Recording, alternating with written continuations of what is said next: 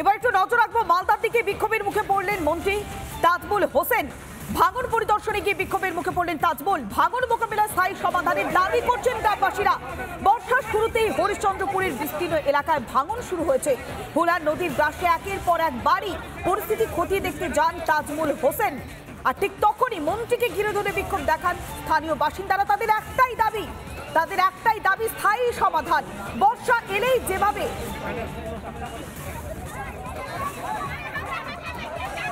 ভাঙন মোকাবেলায় স্থায়ী সমাধানের দাবি করছেন গ্রামবাসীরা। ভাঙন পরিদর্শনে গিয়ে বিক্ষোভের মুখে পড়লেন মন্ত্রী তাজমুল হোসেন।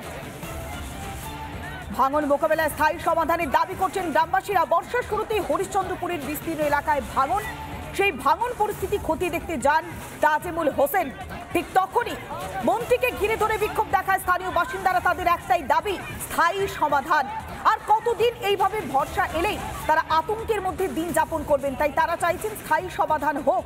সেই কারণেই মন্ত্রী যখন তাজমুল হোসেন এলাকা পরিদর্শনে যায় তখনই তাকে ধরে বিক্ষোভ দেখায় বাসিন্দারা।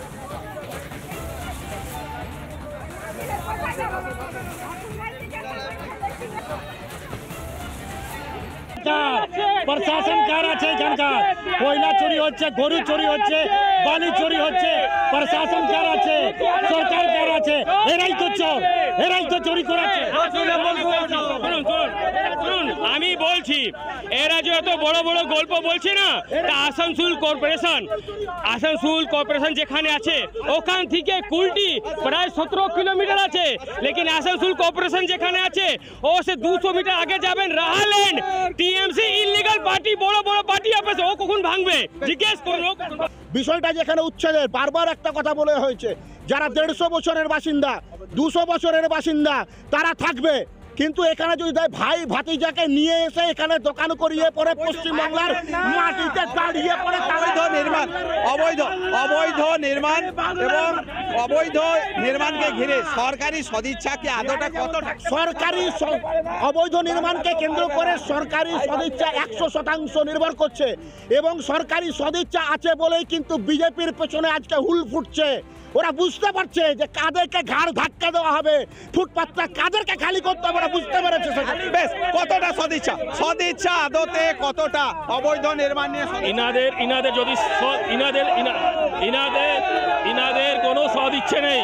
যদি সদ ইচ্ছা থাকতো তো দিদি যা বক্তব্য কালকে রেখেছেন কি কিছুদিন পর লোক বাংলা বলতে ভুলে যাবে। কাকে টার্গেট করছেন? উনি হিন্দি ভাষাভাষী লোকদেরকে টার্গেট করছেন, আর যেখানে ভোট পাননি সেখানে টার্গেট করছেন, সেখানে টার্গেট করছেন। আপনি দেখে আসুন, বড়া করে উনি টার্গেট করেছেন। লেকিন আসানসোলে এখন পর্যন্ত হাটান road, Gorai road, Ismail road, আপনার এখন পর্যন্ত কোনো রোডে যাওয়া হয়নি। এত দূর পর্যন্ত কি রেল পারে? যেখানে এখনো উচ্ছেদের কোনো গল্পই নেই। ইনাদের উচ্ছেদ আছে যারা ভোট দেয়নি তাদেরকে ভয় খাওয়ানো, আর এটা কাটমানির একটা ধান্দা। লক্ষ্মী ভান্ডারে পয়সা শেষ হয়েছে, কাটমানির মাধ্যমে পয়সাটা উঠবে, এটাই। অবৈধ নির্মাণ যদি ভাঙা হয় তাহলে কেঁচো খুঁড়তে বলছে সাপ বেরোবে। যা বেরোচ্ছে বেরোক, সাপ বেরোক, অজগর বেরোক, যা বেরোচ্ছে বেরোক, কোনো অসুবিধা নেই। অবৈধ নির্মাণ ভাঙা হবে, যা দেখুন RSS এর অফিস পর্যন্ত পৌঁছে গেছে। আর RSS এর দলিল, অর্থাৎ আপনি দেখুন অবৈধ নির্মাণ কিংবা জমি দখলকে কেন্দ্র করে মমতা বন্দ্যোপাধ্যায় সরকারের যে সদিচ্ছা আছে তার সবথেকে বড় প্রমাণ হচ্ছে এই দলের ব্লক সভাপতিকে অ্যারেস্ট করে ঢুকিয়ে দিয়েছে মমতা বন্দ্যোপাধ্যায় নির্দেশে। এটাই হচ্ছে পশ্চিমবঙ্গ। আর আজকে ডাবগ্রাম ফুলবাড়ির ব্লক প্রেসিডেন্ট অ্যারেস্ট হয়েছে রানীগঞ্জে।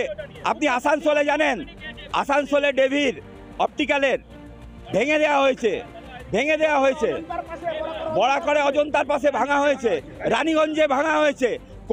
কোনো দল দেখা হবে না, কে কার সঙ্গে আছে দেখা হবে না, বেআইনি হবে। আপনারা এনারা বন্ধুরা বলছিল গরু চোর এখনো চিল্লাচ্ছে। আমাদের অবৈধ নির্মাণ আমাদের এখানে আমাদের সরকার নির্দেশ আছে বাংলার মানুষের স্বার্থের জন্য সমস্ত অবৈধ নির্মাণ আমাদের, তাতে আমাদের নেতার যদি হোক, যে কোনো নেতার হোক, আমাদের অবৈধ নির্মাণ শিল্পাঞ্চলে জলা জমিন ভরাট দুনিয়া নিয়ামতপুরে প্রোগ্রাম আছে, আপনি যে যদি কুলটিতে ঘোরেন না বিল্ডিং পার্টি অফিস এখানে দেখুন, একটা এখানে 63 নম্বর ওয়ার্ডে ফ্ল্যাট তৈরি হয়ে গেছে। 63 নম্বর ওয়ার্ডে পুকুরের উপরে ফ্ল্যাট তৈরি হয়ে গেছে।